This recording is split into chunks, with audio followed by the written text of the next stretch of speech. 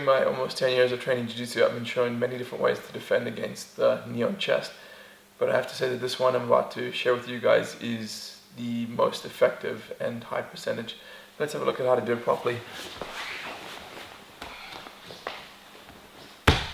So before I do anything, I want to set my grips correctly. My far arm, I'm going to reach across and grab right at the knot of his belt, get a nice strong grip there. Then my free hand, I want to dive it underneath his ankle.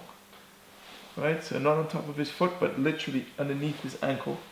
And with that hand, I'm looking to grip the back of his kimono, the part that's hanging down. You can feel it just above his trousers.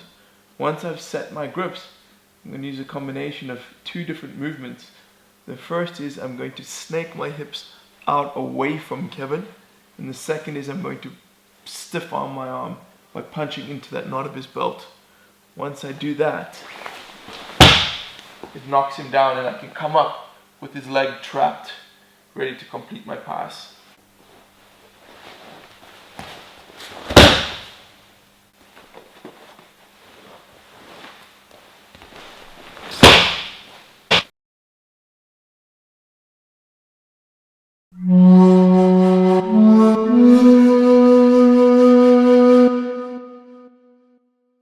North-South is one of the most overlooked positions for beginners in Brazilian Jiu-Jitsu, and now I'm going to show you guys the tips and principles that I've picked up over the years which are most important for both attacking from North-South and defending from North-South.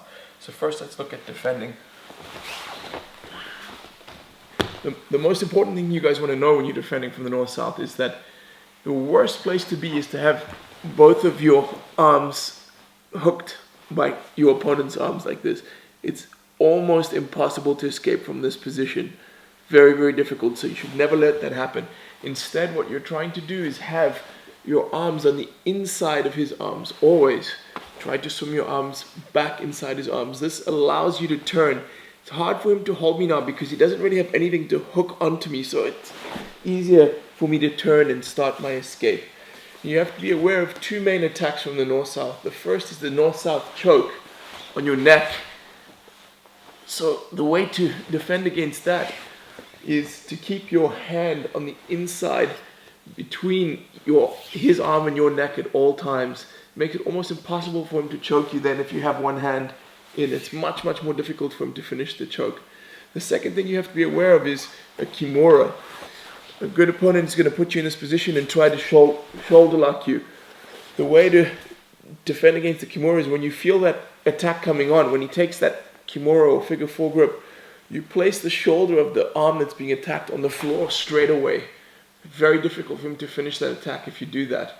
That's the main thing you want to keep in mind while you're defending from the North-South position. When it comes to attacking,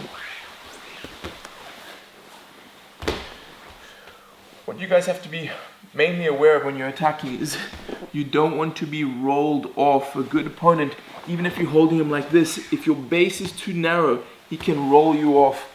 And the way to defend against that is to have your knees wide and your hips low. If I do this, no matter how big and strong he is and no matter how light I am, it's very difficult for him to roll me off. The next thing I'm going to be doing is using my hips and my ribs to control his head and his neck and shoulders. So I'm literally lying on his jaw. If I do that, it's almost impossible for Kevin to escape because he cannot turn his head to create the space to move. Notice as well, I'm doing the opposite as if I was defending. Now I want my arms hooking his arms.